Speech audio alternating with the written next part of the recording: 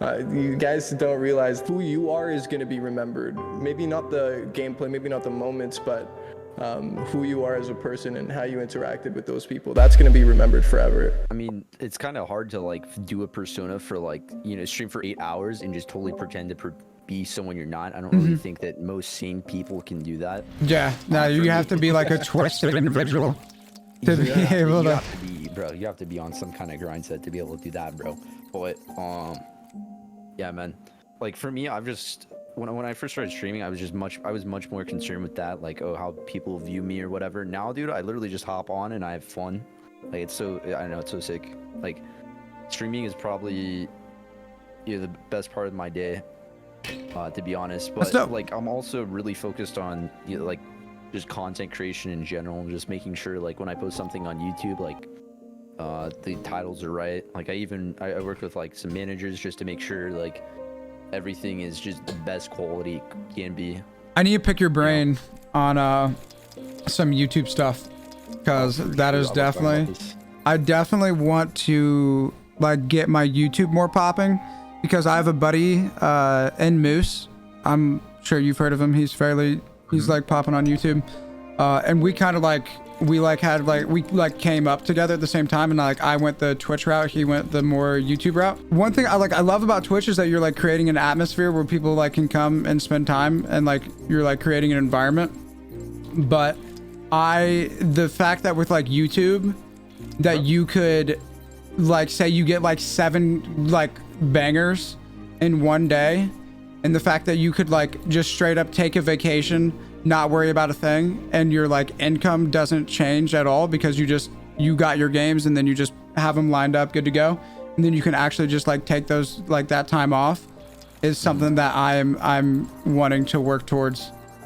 Okay, I'll picture it like this. Like I streamed for 22 hours like 5-6 days ago. Okay, I did that. I streamed for 22 hours and I literally just did it to stream. Like I don't know, I felt like streaming, so I streamed for that long. But if I spent that same effort like going through content, trying to get Twitch reactions, stuff like that, and purposely did that 22 hours towards a YouTube video, the long term of it would be so much better.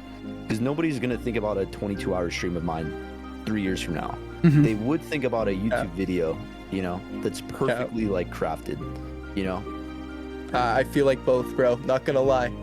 You're gonna have streams, bro, where some dude's gonna talk about it 10 years from now. Bro, do you remember when X was fucking jumping off those zip lines and killed 3 people in like 2.5 seconds?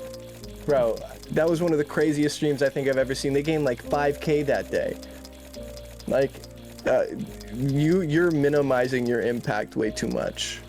Like, I do get what he's saying. I mean, even with that, like, all of the moments that you're talking about, right? He's gonna be able to like capture and put up on YouTube. Yeah, exactly. And so, I mean, both are great. I'm just saying he shouldn't look at it as like nobody's gonna remember those, right? Because like that's definitely shit that even himself he should look back and remember too, right? Like those are memories. I definitely probably phrased it wrong, but for sure YouTube has a way bigger like long-term impact. Like honestly, dude, like I mean, sure you guys can go on your recommended right now and see like a YouTube video that's, you know, 10 years old or 5 years old, like, and that's just like money printing. Honestly, I think that's so, well, money printing, but like also, you know, growing your audience still, you know, like there's so many YouTubers, like, I mean, I just think of Dream, like, I'm sure you guys know Dream. Dude hasn't posted in like, but didn't post for like 9 months and yet had like, you know, it still has like a crazy community. But if you did, imagine like you did that as a streamer, like you know, you had like a massive audience, but you didn't stream for 9 months. Like that would be crazy fall off. Have a YouTube presence. Yeah, exactly. Crazy fall off.